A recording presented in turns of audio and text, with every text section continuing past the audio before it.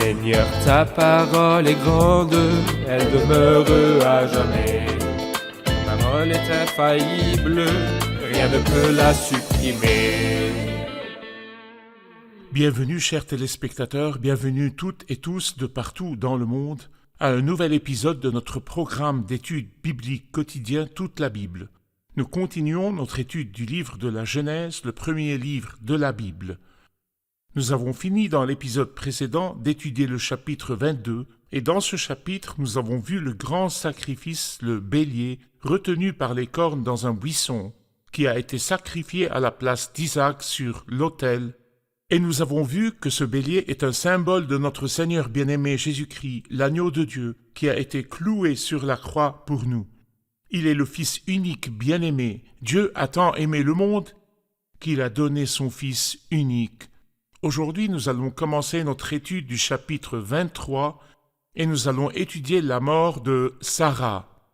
Que représente la mort de Sarah pour Abraham et que représente la mort de Sarah dans le plan de la Bible ou dans la chronologie de la Bible? C'est ce que nous allons apprendre aujourd'hui avec le serviteur du Seigneur, mon invité au studio, frère Youssef Riyad. Bienvenue, frère Youssef. Merci, frère Riyad. Nous accueillons aussi nos invités, soyez les bienvenus. Frère Youssef, pour commencer, quelle est la relation entre les chapitres 22, 23 et 24 de la Genèse? En fait, nous considérons ces chapitres comme, c'est-à-dire une série de 3 perles. Et la relation est forte. Dans le chapitre 22, Isaac est sacrifié sur l'autel, mais nous savons aussi qu'il est sauvé de la mort, et c'est un symbole. Le chapitre 23 montre la mort de Sarah, et ce chapitre est très important historiquement et symboliquement.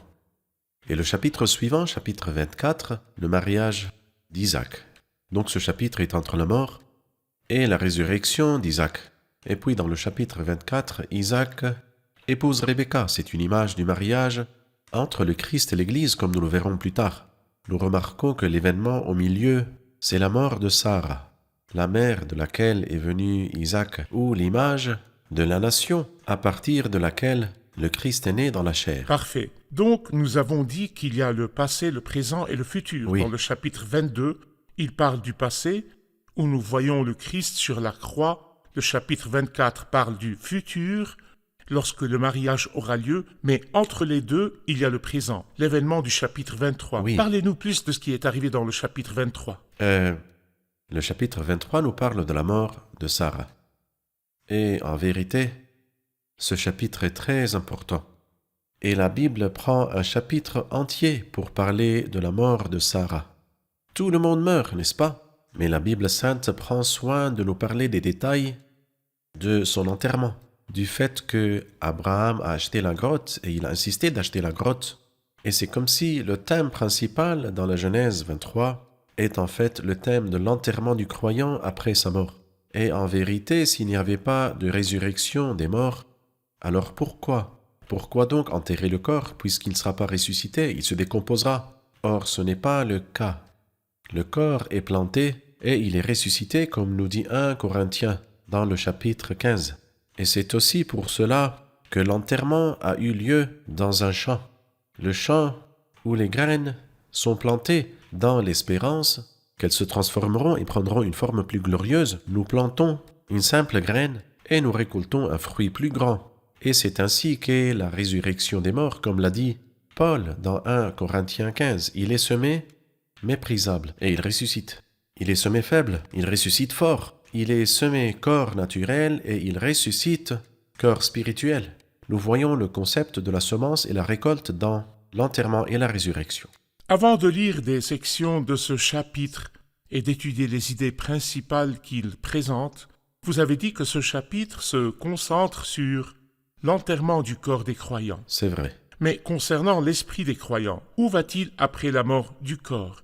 Il y a un enseignement bien répandu qui dit que les esprits des croyants de l'Ancien Testament étaient emprisonnés et que quand Christ est mort sur la croix, il est allé prêcher à ces esprits qui étaient en prison et qu'il a libéré les croyants qui étaient dans l'Ancien Testament. Est-ce que cette idée est basée sur un enseignement biblique? En vérité, il n'y a aucune référence biblique ou aucun enseignement biblique qui soutient cette idée. Et le verset que vous avez mentionné, que ces personnes utilisent, ce verset ne nous parle pas du tout des saints. Quand il dit, c'est alors aussi qu'il est allé faire une proclamation aux esprits en prison, ceux-là même qui avaient été rebelles autrefois lorsque la patience de Dieu se prolongeait à l'époque de Noé. Donc ces gens sont rebelles. Et il ne mentionne pas tous les rebelles de l'Ancien Testament, mais ceux qui étaient au temps de Noé. Et lorsque le Christ a proclamé, ce n'était pas après sa mort, mais il est plutôt allé en Noé. Et lorsque Noé proclamait la parole à ces rebelles, l'Esprit du Christ était en lui. Et le Christ est allé dans l'Esprit pour proclamer à ces personnes. Mais si vous me demandez où sont les esprits des saints, le Christ a répondu, « Moi je ne sais pas, mais le Christ sait. » Et sa réponse était qu'ils sont tous vivants en Dieu. Dieu n'est pas le Dieu des morts, mais le Dieu des vivants. Quand il a dit « Je suis le Dieu d'Abraham, d'Isaac et de Jacob », et c'est parce qu'ils sont tous vivants en lui. Parfait, merci. Je vais lire les premiers versets de ce chapitre et ensuite je vous poserai une question. Chapitre 23, verset 1. Sarah vécut 127 ans, c'est la durée de sa vie. Elle mourut à Kirjat Arba, c'est-à-dire à Hébron, dans le pays de Canaan. Abraham vint mener deuil sur Sarah et la pleurer. Premièrement, Sarah est morte. Sarah, qui était précieuse au cœur d'Abraham, est morte. Oui. Que représente vraiment la mort de Sarah pour Abraham? Comment a-t-il été affecté par cet événement tragique? Oui, nous pouvons dire que la seule fois où nous lisons qu'Abraham a pleuré est dans ce chapitre. Et en fait, Sarah, la princesse, c'est ce que signifie son nom. En fait, elle mérite un deuil, parce qu'elle était une épouse excellente selon tous les standards. Elle était tellement bonne que Pierre encourage les croyantes de son temps et de tous les temps. Il les encourage d'être soumises à leur mari et d'être des saintes qui dépendent totalement de Dieu. Il n'a pas trouvé un exemple plus beau ou bien meilleur que Sarah. Et il nous dit dans la première épître de Saint Pierre, chapitre 3, 1 Pierre 3, il nous dit « C'est ainsi que les femmes saintes qui espéraient en Dieu se paraient autrefois, et ces femmes se soumettaient à leur mari. Elles se soumettaient à leur mari. » Le mot « soumission » aujourd'hui est indésirable et détesté par tellement de gens, bien que la parole de Dieu nous enseigne que la femme doit se soumettre à son mari. Et l'apôtre Pierre considère ceci comme une parure pour la femme. Et tout comme Sarah obéissait à Abraham, elle lui obéissait en l'appelant son Seigneur. Et en fait, où est-ce que nous lisons que Sarah a dit que Abraham est son Seigneur? C'est pas qu'elle l'a appelé mon Seigneur, mais c'est lorsqu'elle parlait intérieurement, dans son cœur. Elle a dit, « Maintenant que je suis usée, aurais-je encore des désirs? Mon Seigneur aussi est vieux. » Donc lorsqu'elle pensait à lui, elle pensait à lui en tant que son Seigneur. Et donc Sarah la précieuse est morte. Et Abraham l'a beaucoup pleuré. Et comme je l'avais dit, c'est la seule fois où l'on voit que le géant de la foi, Abraham, a pleuré. Donc, lorsque le croyant pleure la mort d'un partenaire de vie, ou lorsque le croyant pleure la mort d'une personne proche, est-ce que pleurer est contraire à la foi? Est-ce que pleurer est contraire à la vie chrétienne victorieuse? Parlez-nous du deuil et des pleurs de ce point de vue. Oui, lorsque nous voyons un héros de la foi comme Abraham pleurer, sans dire lorsque nous voyons l'auteur et le consommateur de la foi, Jésus, qui a pleuré à la tombe de Lazare, nous comprenons que pleurer les saints n'est pas interdit, il est totalement compris. Il n'est pas interdit, bien au contraire. La Bible dit « Réjouissez-vous avec ceux qui se réjouissent et pleurez avec ceux qui pleurent ». Sauf que il faut faire attention de ne pas avoir le même type de tristesse que les autres. Ce n'est pas la même tristesse que les autres. Pas comme les autres. Pourquoi? Quelle est la différence? Ils n'ont pas d'espérance. Ces gens-là, les autres, lorsqu'ils perdent une personne proche, ils ne la verront plus. Mais pour nous, les croyants, la Bible nous dit « Ne soyez pas dans la tristesse comme les autres qui n'ont pas d'espérance. Christ vient bientôt et il va détruire la mort et la mort sera anéantie et nous allons revoir nos bien-aimés et nous serons toujours avec le Seigneur. C'est pour cela, encouragez-vous les uns les autres par ces paroles. » Donc ces pleurs ne proviennent pas du désespoir. Non. Mais des pleurs qui expriment la compassion de Dieu qui a été versée dans le cœur d'Abraham. Et dans la famille d'Abraham, quand ils expriment leur deuil et les pleurs, lorsqu'ils perdent un bien-aimé, ils attendent dans l'espérance. Nous ferons une pause et puis reviendrons pour une question.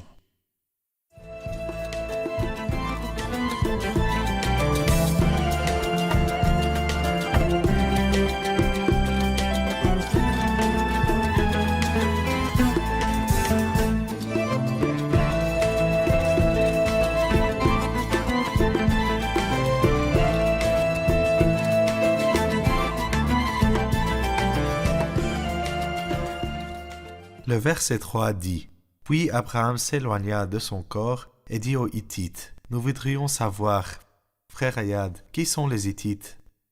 Est-ce qu'ils sont les habitants originaires de Canaan ?» Parlez-nous des Hittites, frère Youssef. Les Hittites, en fait, habitaient Anatolie, qui est Turquie maintenant. Mais ils ont immigré et ils ont habité la terre de Palestine. Donc, dans ce temps, ils étaient parmi les peuples qui habitaient cette terre. Ils étaient connus par leur méchanceté. Ils étaient donc très méchants. Et nous allons lire à leurs propos plus tard quand Ésaü a épousé les femmes hittites. Alors donc, ces femmes étaient très méchantes et elles ont rendu la vie très difficile pour Isaac et Rebecca. Et le mot hittite signifie la peur. Et en fait, le nom hittite qui signifie la peur n'est pas très bon, mais il correspond parfaitement à la situation. Parce que ce qui fait le plus peur aux hommes, qui qu'ils soient, c'est la mort que la Bible sainte appelle la plus grande des terreurs. Donc ici, Abraham prend de chez les Hittites, le peuple de la peur, il prend de chez eux une terre par la foi, puisqu'il est un héros de la foi. Il paie en argent le prix en entier. C'est la rédemption. Cette image en entier nous montre que la mort est terrifiante, mais lorsqu'elle est soumise à la foi, payée entièrement en argent, lorsque le croyant connaît la rédemption, qui est en Jésus-Christ, qui a détruit la mort et qui a donné la vie et l'éternité, l'aiguillon de la peur et de la mort sont brisés. Mais nous apprenons de cela que c'est un transfert de la terre des morts au ciel des vivants. Exactement. Et c'est le thème principal du chapitre 23, l'espérance. Oui, Et l'achat de la terre avec de l'argent qui représente la rédemption. c'est vrai. Ceci libère l'homme des griffes de la mort, ou dirais-je de la peur de la mort. C'est vrai. Donc il y a une libération. Nous continuons la lecture de l'histoire et je vais continuer à partir du verset 3. Puis il s'éloigna de son corps et dit aux Hittites, « Je suis un étranger et un résident temporaire parmi vous. Donnez-moi une propriété funéraire chez vous pour que j'enterre mon mort et l'éloigne de moi. » Les Hittites répondirent à Abraham, « Écoute-nous, Seigneur, tu es un prince de Dieu au milieu de nous. Enterre ton mort dans celui de nos lieux de sépulture que tu choisiras. Aucun de nous ne te refusera son tombeau pour que tu enterres ton mort. Donnez-nous votre commentaire sur le témoignage que les Hittites ont donné d'Abraham. Quand ils ont dit « Tu es un prince de Dieu au milieu de nous », que voyons-nous dans cela? Je vois en fait que Dieu honore ceux qui l'honorent. Dieu a dit dans 1 Samuel chapitre 2, « Loin de moi cette intention.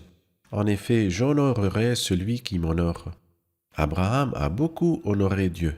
Et surtout dans le chapitre précédent, nous voyons cet apogée. « Prends ton fils, ton unique, celui que tu aimes, et offre-le en holocauste. » Il se leva de bon matin. C'est formidable.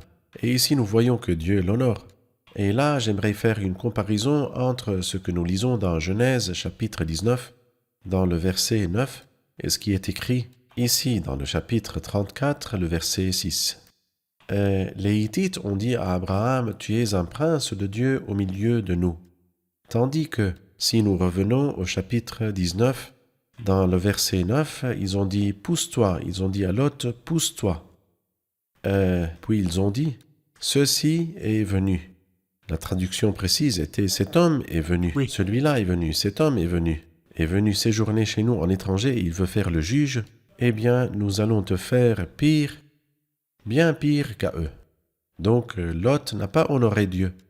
Et donc, il n'a pas été honoré par les habitants de Sodome. Il a perdu Mais son il a témoignage perdu et son son influence. témoignage. C'est comme du sel qui a perdu sa saveur. Il est piétiné par les hommes, il ne sert plus à rien. Exactement, exactement.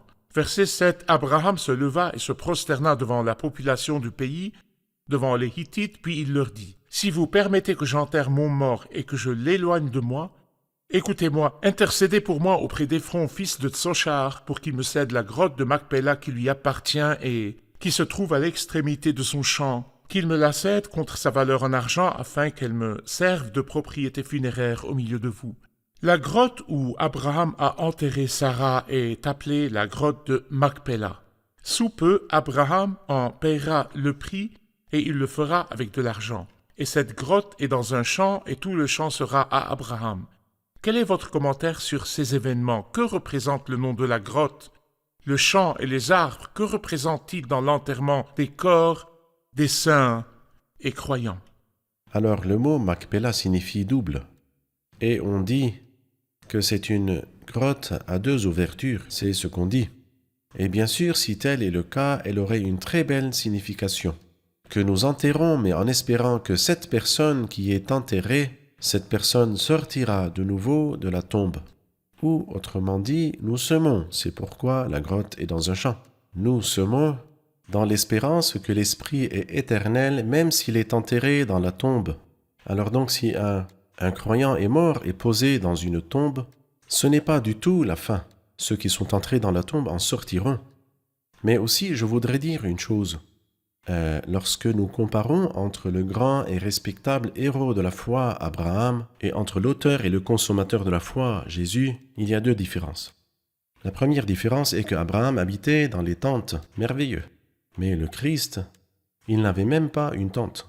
Les renards ont des tanières, et les oiseaux du ciel ont des nids. Mais le Fils de l'homme, Mais le Fils de l'homme n'a C'est pas vrai. un endroit où il puisse reposer la tête. La deuxième chose est que Abraham ne possédait rien dans la terre promise, comme s'il était un étranger. Mais il a insisté d'acheter la tombe, tandis que Jésus le Christ ne possédait même pas sa tombe, mais il a été enterré dans la tombe de quelqu'un d'autre. On a mis son tombeau parmi les méchants, les gens méchants. Il voulait l'enterrer avec les méchants, mais non. Sa tombe est avec le riche, car il a été enterré dans la tombe de Joseph d'Arimathie. exactement. Abraham a insisté que Sarah soit enterrée dans la grotte de Macpéla dans la terre de Canaan. Et Joseph ne voulait pas du tout qu'on lui bâtisse une pyramide et qu'il y soit enterré. Il a ordonné le peuple de sortir ses os de la terre d'Égypte afin qu'il soit enterré dans cette terre, la terre de Canaan. J'aimerais avoir votre commentaire sur la terre de Canaan et ce qu'elle représente pour le sommeil des croyants et l'espérance des vivants. C'est-à-dire, Abraham est mort et avant lui, Sarah est morte. C'était fini pour eux, pas du tout, car ils avaient une foi complète, ils croyaient fermement que cette terre était la terre d'Emmanuel, et que nous allons la posséder en tant que représentants de l'Emmanuel, de Dieu. C'est pour cela, les patriarches ont insisté à être tous enterrés dans cette terre, la terre de l'Emmanuel. Lorsque Jacob est mort, il était en Égypte, mais il a insisté de ne pas être enterré là. Enterrez-moi avec mes pères dans la grotte du champ de Macpéla. Et même Joseph, lorsqu'il est mort, et c'est la seule chose qui est mentionnée à son propos dans l'Épître aux Hébreux, c'est par la foi que Joseph, à la fin de sa vie, a mentionné la sortie d'Égypte des Israélites et a donné des ordres au sujet de ses ossements. En vérité, leur espérance était dans cette terre, la terre de l'Emmanuel. Mais notre espérance à nous n'est pas en une terre, quelle qu'elle soit, mais en le ciel. Est-ce que nous avons vraiment cette foi qui a caractérisé ces grands héros?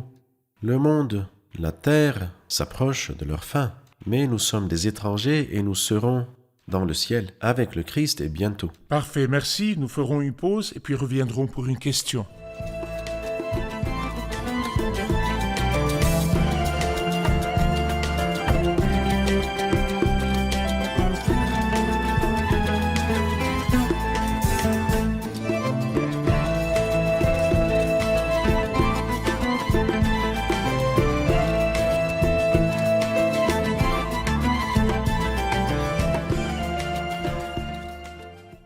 Le verset 9 dit « Pour qu'il me cède la grotte de Macpéla qui lui appartient et qui est à l'extrémité de son champ. » Nous avons appris le sens du mot Macpéla, que c'est une grotte avec 2 ouvertures.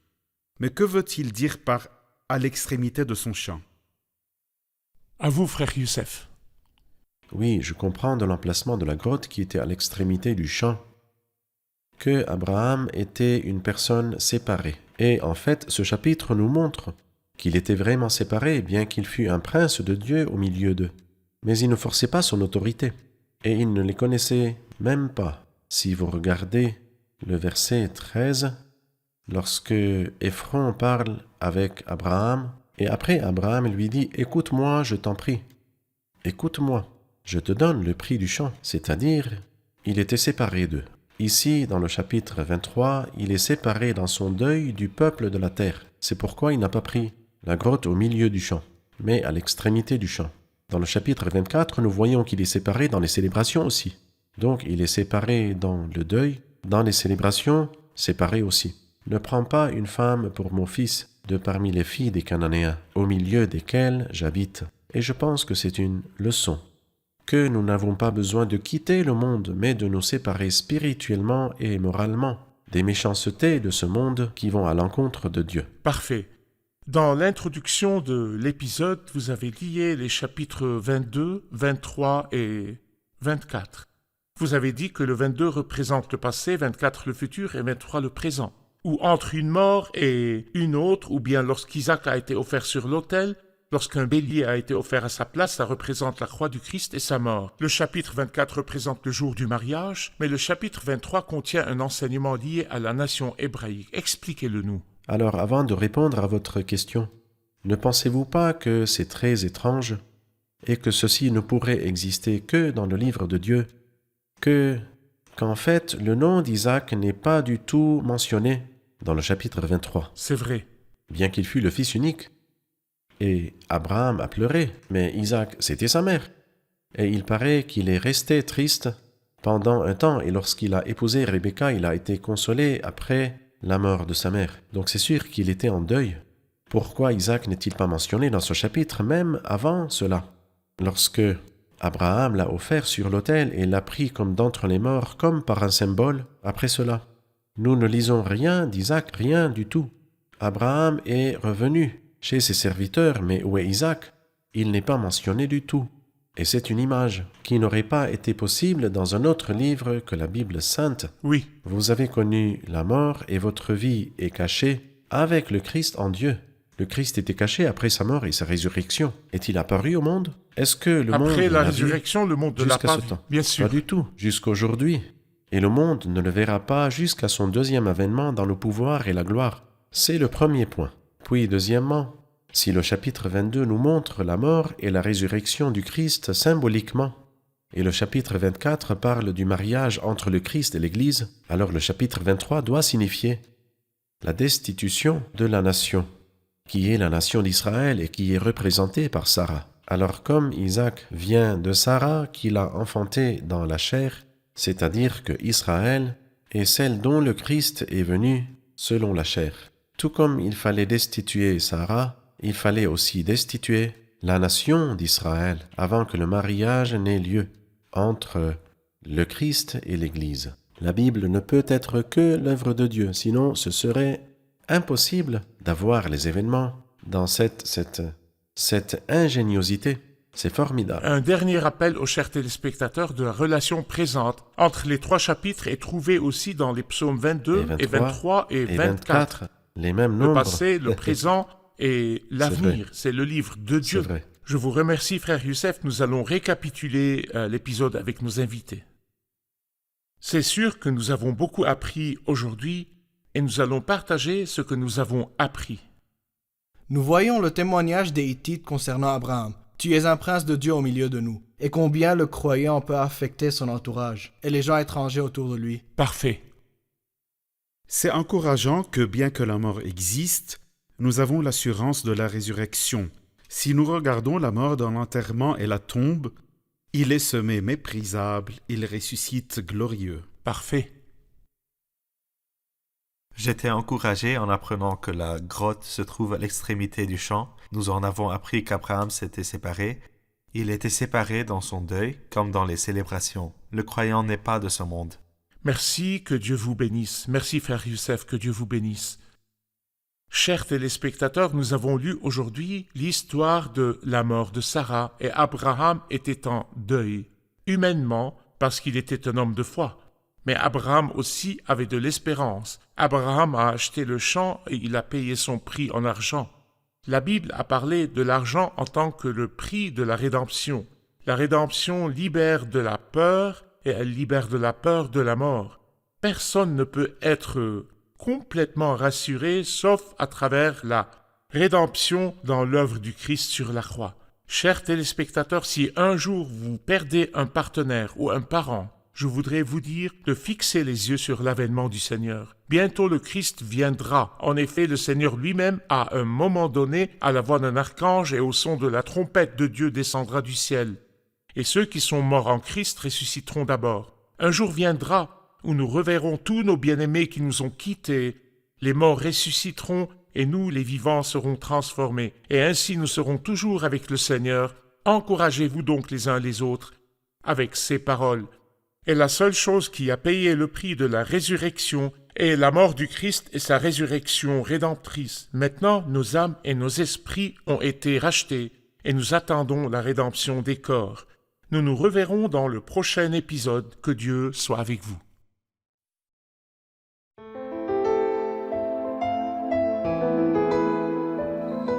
Seigneur, ta parole est grande, elle demeure à jamais.